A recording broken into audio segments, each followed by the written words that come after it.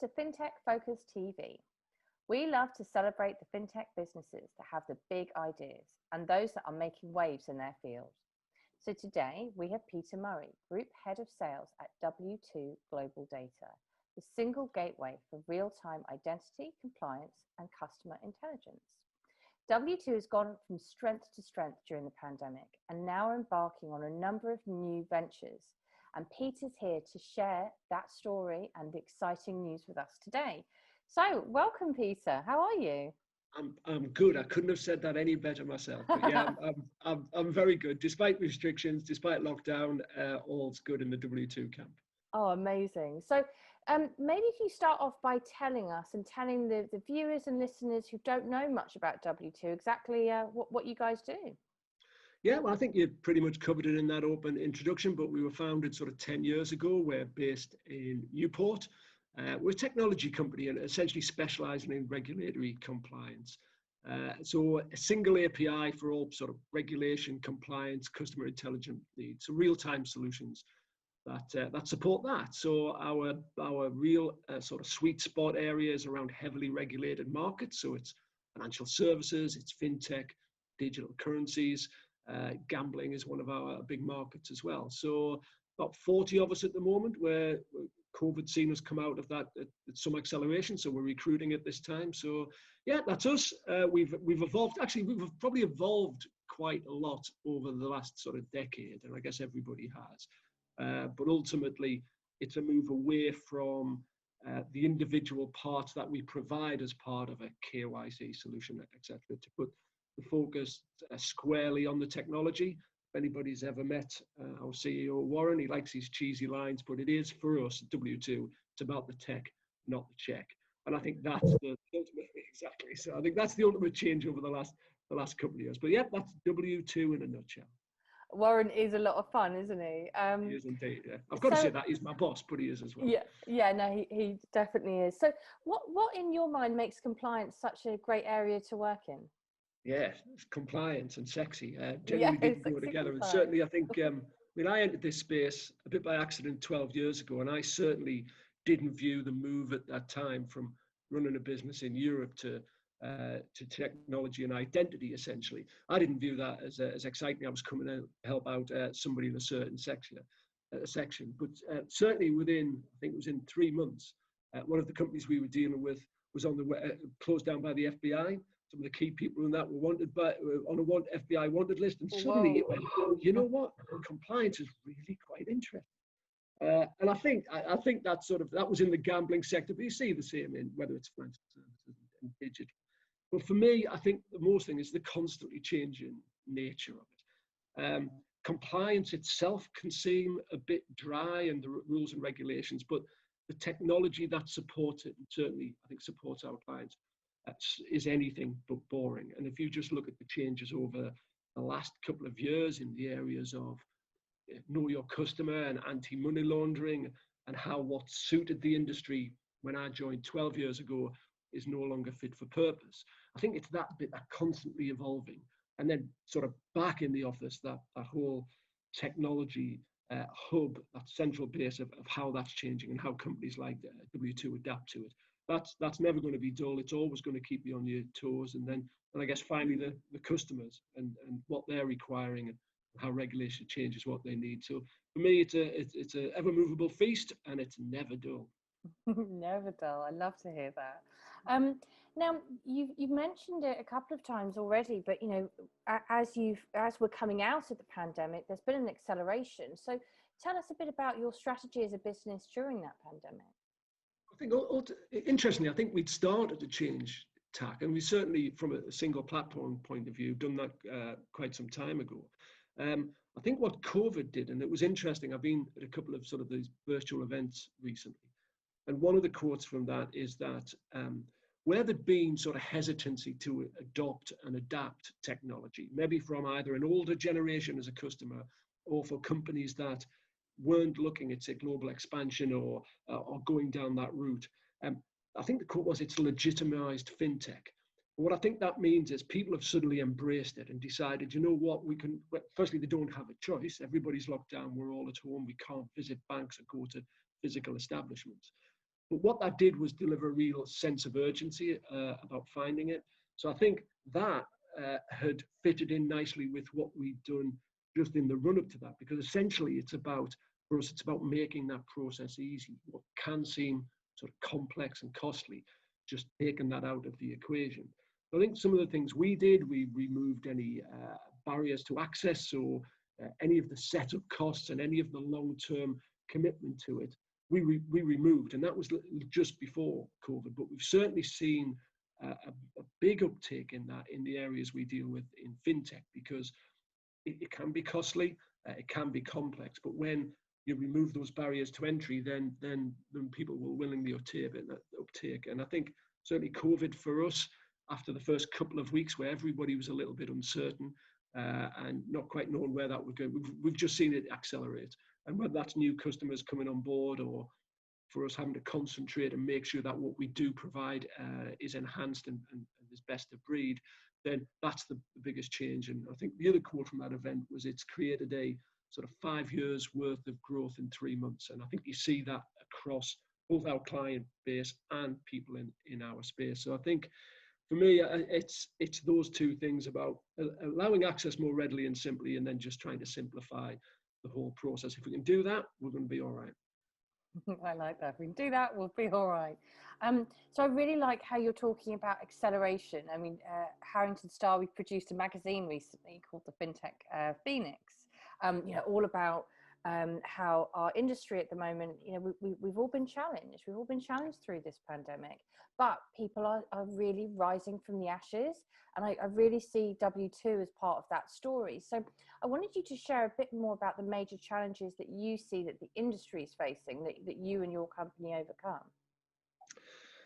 Yeah, I think for us, it's about that constantly evolving nature of technology.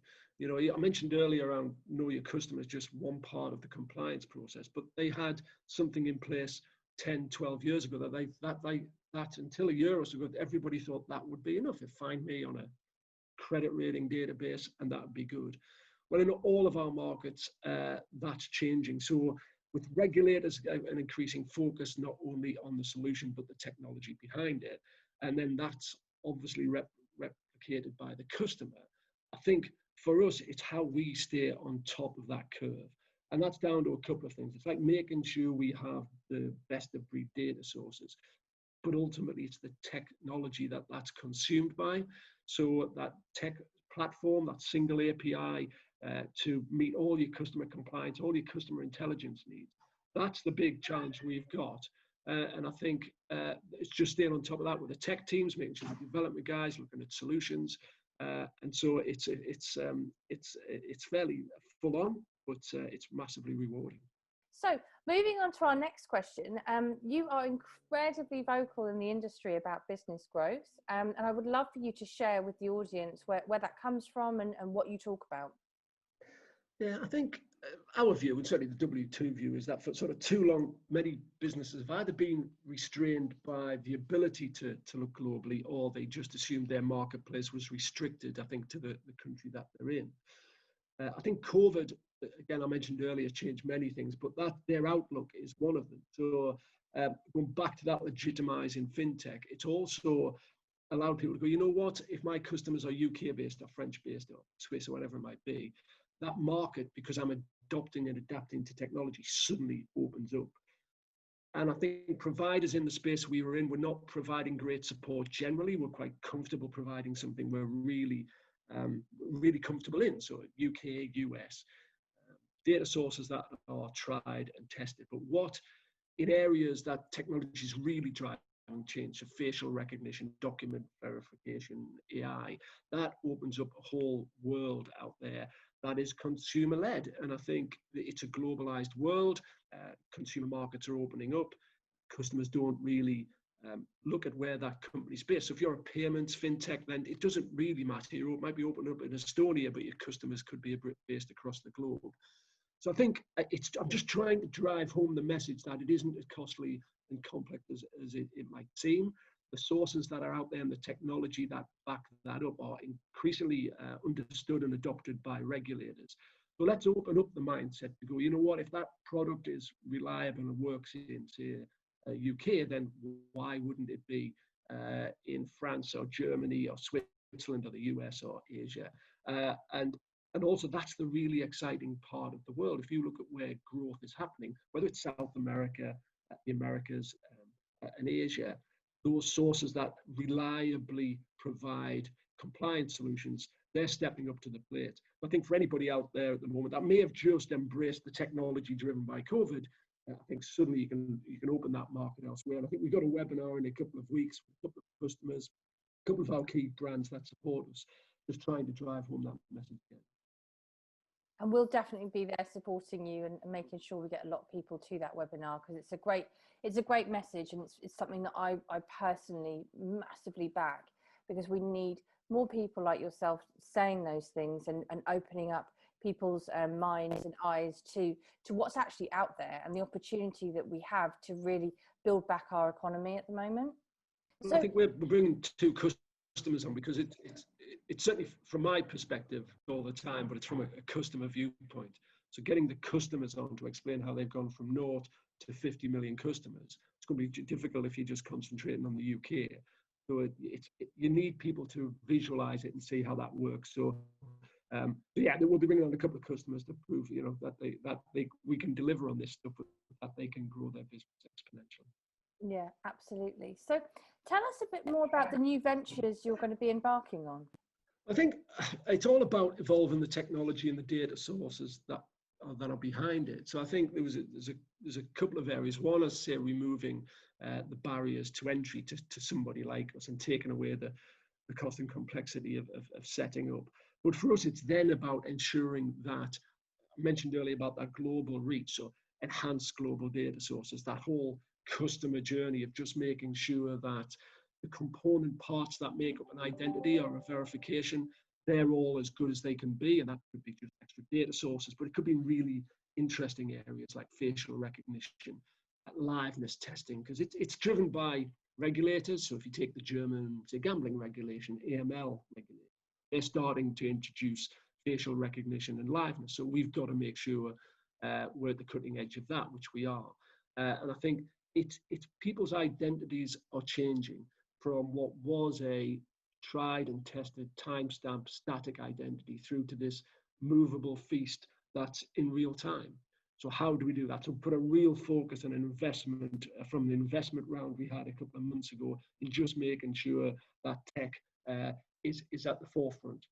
But there's areas about putting the customer front and center of what we do. So whether that's the customer success campaign and moving our account managers from effectively looking after customers and selling to just making sure that the customers got what they want, to individualizing the product. So we've got something called Bundle Builder, but what that does, it empowers the customers to have this range of solutions, but in conjunction with us, build and have access to what's purely bespoke to them. So that is a case of adding those data sources that you want. So it's Bundle Builder, it's making sure the tech, it's providing customer service. And I think that the last thing is we're going on a recruitment campaign, because as I mentioned earlier, it's definitely accelerating the digital marketplace, which was going along quite nicely, thank you, has had this huge boost of suddenly everybody wants to be on it. So I think for me, and those points we needed to cover, I think it's more around just making sure that single platform has everything in it. Because the customers, what is relevant now and is relevant 5 years ago is no longer fit for purpose in 2 years' time. So for investment in those areas.